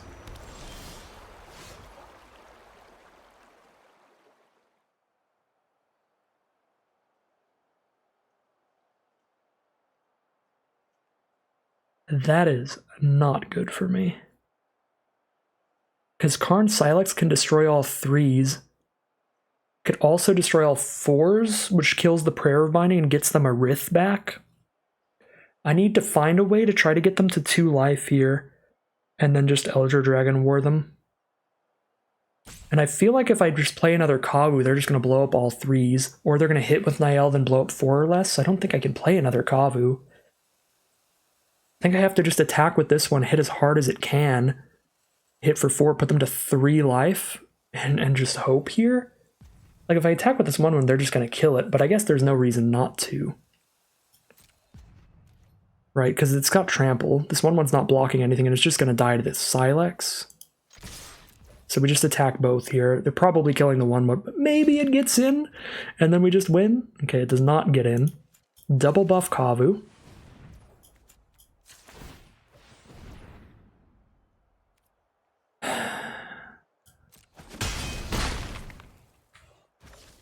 They have to Silex now to survive. So I think I just wait. I think I just load another Kavu into Silex. Green Widow plus Silex as the plays that turn is devastating. It was just one or the other. I would have killed them this turn if they didn't have Green Widow, or if they didn't have Silex, I just slammed down a Cov with her definitely dead next turn. The double up there is brutal. I could Elder Dragon War now to kill Green Widow, but it can come back from grave anyway.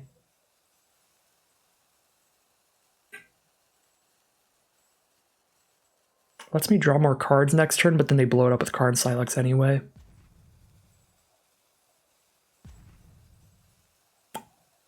Pretty sure I'm on past turn. This is bad. I think they probably just got there. I don't have anything else that just does 1 damage to my opponent out of nowhere. Hit with Niall. Blow everything up, get Rith back.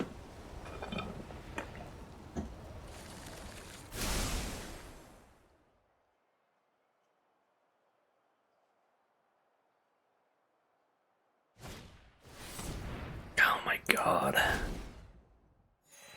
Gain 2 life, get 2 cards from grave back. They do not Silex here. Alright.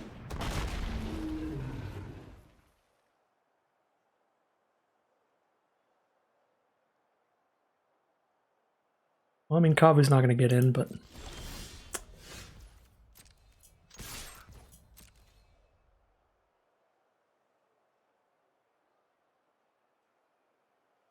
Still cross our fingers. They're thinking about it, which means they're thinking about a chance of just letting us win the game.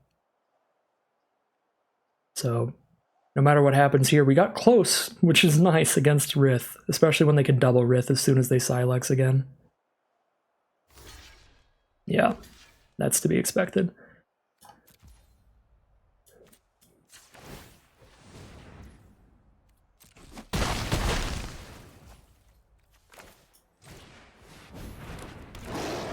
We kind of have to just dump everything out now.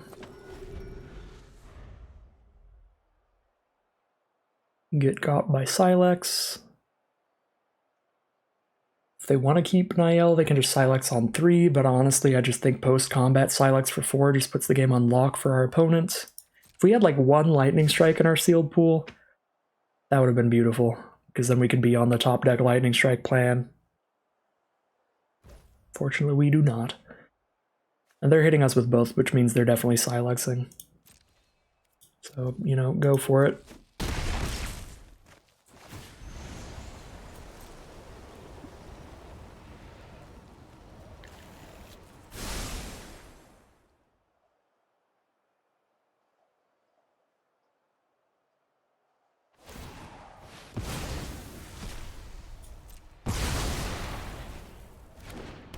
That sure is a second Rith. Now,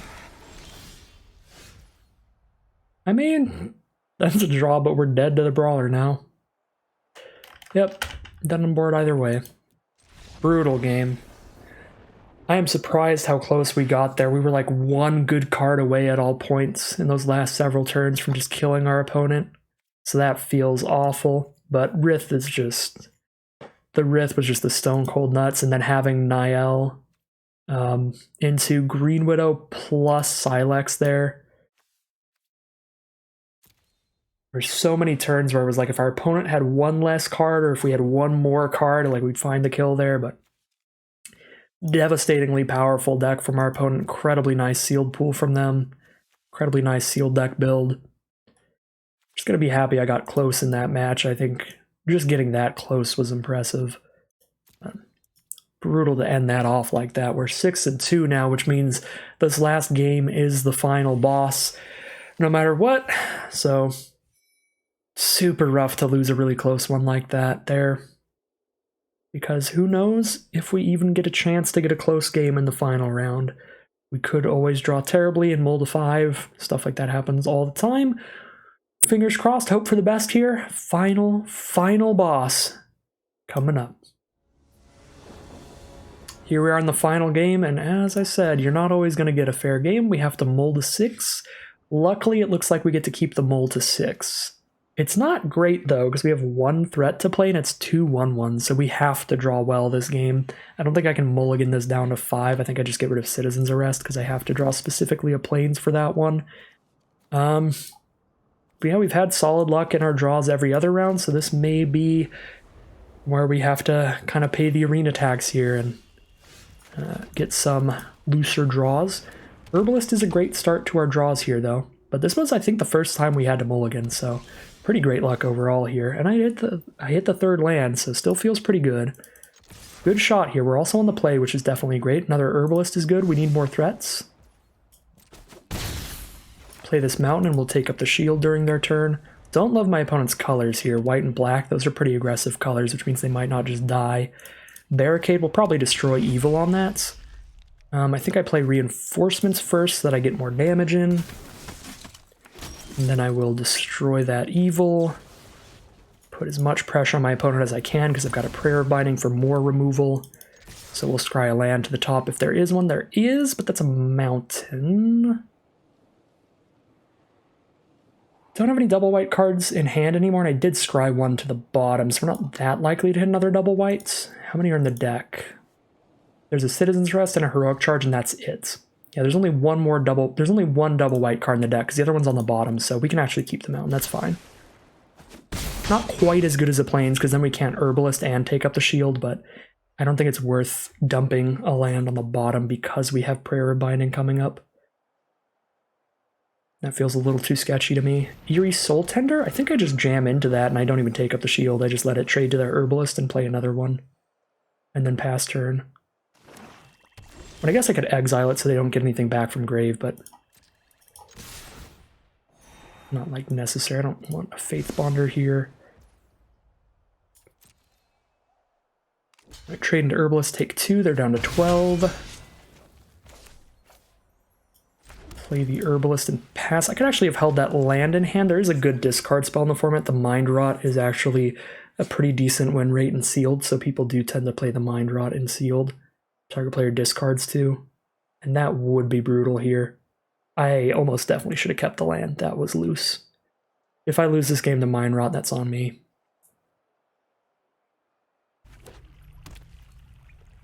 No Mind Rot, thank the Lord. I'll keep this Plains though.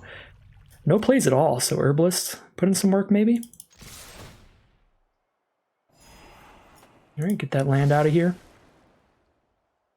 Hit for 4, they're down to 8.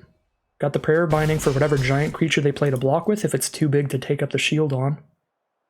They don't have the mana for Soul Tender yet, but soon they will for a Blood Fist or something. They need 5 mana to use that ability. They are going to extinguish the light, the Herbalist. They're going to gain life here no matter what.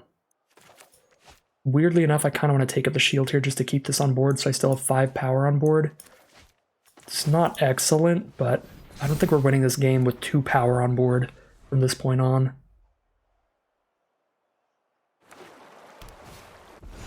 Oh my god, yep.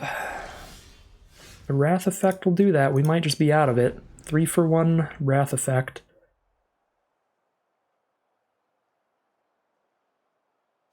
Absolutely devastating last couple games here. Probably got to exile that Braids so they don't make us sack lands every turn.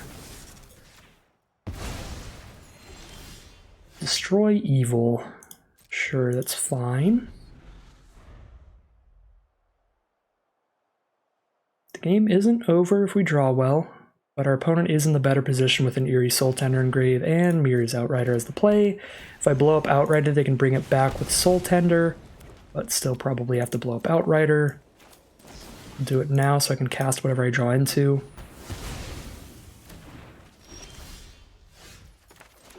So unfortunately nothing.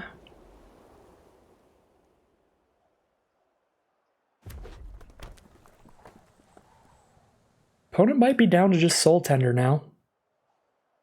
Might be down to just this one threat. Just Soul Tender the Outrider back to their hand, play it, and we're playing off the top against one threat from our opponent. Looks to be the case. They pick a Garna over the other thing because they can actually afford Garna. Alright, if my opponent doesn't have removal, If I just play a 4/4 flyer, we put them on a 2-turn clock. I could also discard these lands and draw 2. Don't think I deal 2 to my opponent here. I'm going to give them 1 extra turn, but draw 2 extra cards. That feels worth it. Start at chapter 2. Give my opponent an extra turn to draw removal, but I get to draw 2 cards here. It's probably the best way to do this. Gotta destroy Evil Flowstone Kabu. Those are definitely draws. Cult Conscript, alright. 2-1 on the ground, that's fine. 1 card in our hand, fingers crossed, no removal. Keep our 4/4. Heroic Charge is incredible. Kavu plus the dragon is lethal even without the Heroic Charge. If they don't have removal... They do get to double block Kavu though. Enthrall to the Pit. That's brutal. They've got the removal and they get to hit us with our own card. Destroy Evil kills none of their creatures that they currently have on board. So I could kill my own dragon to not take this damage. I'll take 5 damage if this resolves. God dang it. I can Heroic Charge for 5 damage next turn. I kind of feel like I destroy Evil my own card here, which is so weird. But they have no 4 toughness on board. Just slow my opponent down.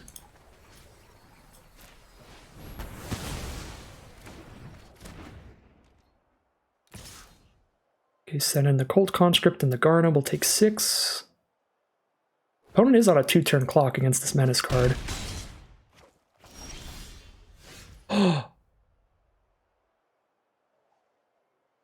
What's the math here? 4, 5, 6, 7. That's 1 damage off still. That's 1 damage off still. That's so good if they end up blocking in the future, though.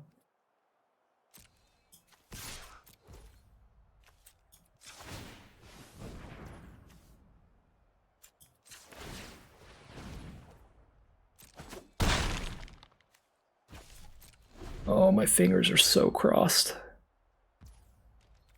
You can't attack here or they're dead if they don't play another creature. Okay, so they're playing another creature or they're killing Kavu. Oh god, it's Wingmantle Chaplain too? Well, if I hit a land, Heroic Charge is lethal. Potentially? Probably not, but it will give trample. Tori. 8 life, 4... I lose a life every time one of their creatures dies. Oh, yikes. Attack with Kavu. I can't give trample.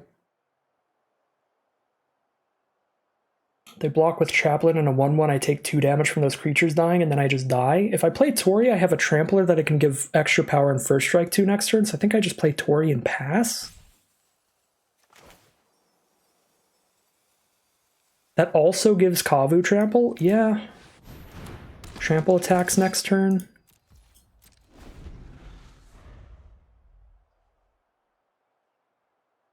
That looks like removal. Off the top.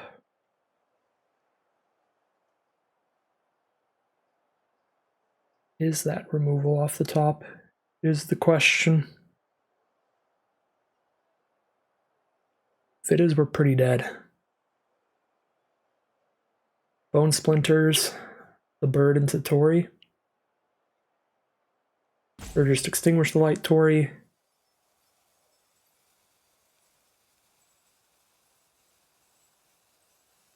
I mean, if it isn't removal, the odds of us just straight winning the game here are really high.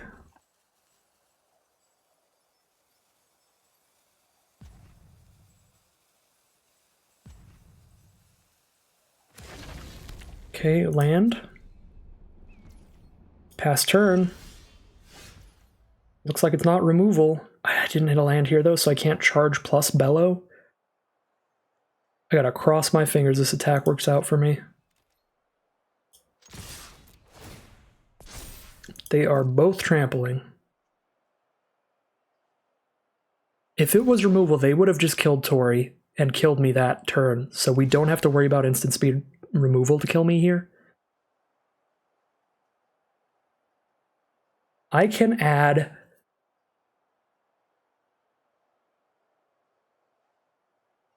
a ton of power to either one of these. So that's 6 toughness here. I would need to have 10 power to kill them over here.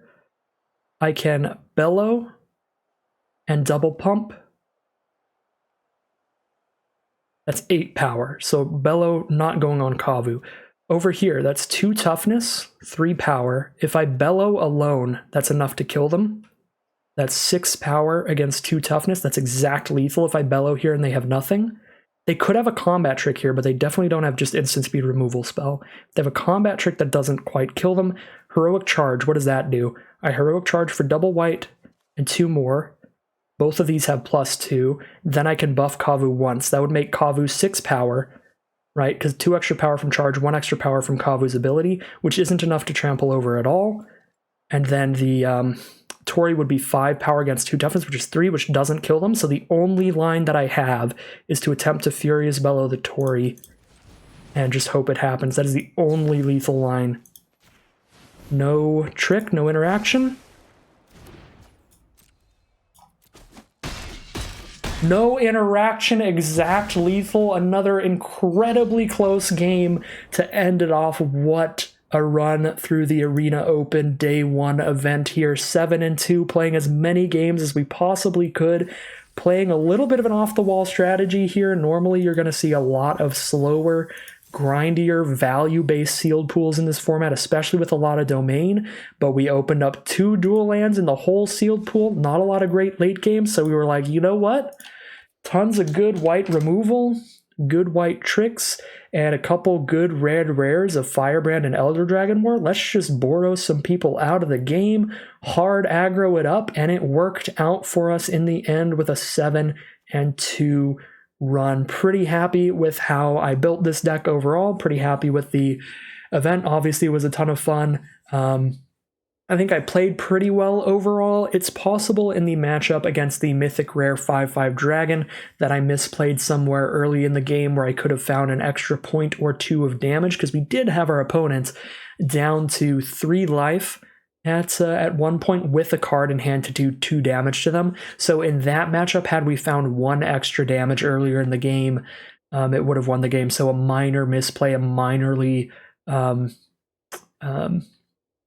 just not ideal line earlier would have like snowballed into us losing that game. So that's a game maybe we could have won if I had found like the perfect lines earlier and found that extra bit of damage. But overall, pretty happy with the performance of the deck here. And yeah, looks like we're back in it again. As we have been in every limited Arena Open this year, we're going to be in the Arena Open Day 2 once again. So very great event here, super fun time. I hope you all enjoyed this video as much as I enjoyed playing in this event, but that's going to end today's video. Tomorrow, I will be doing the best I can in the Arena Open Day 2 event. That will be a traditional draft of Dominaria United. That will, of course, be single elimination, though. So traditional draft meaning best of 3 rounds, but if I lose a single one of those rounds before I win 3 of them, I will be out of that event. So pretty unlikely we get to do the second draft there, but I'll be competing as best as I can in that, so should be a really exciting video to be on the lookout for if you're looking for more competitive limited gameplay. But that's it for me for today. Thank you all once again for watching, and I will see you again soon for some more Magic Arena.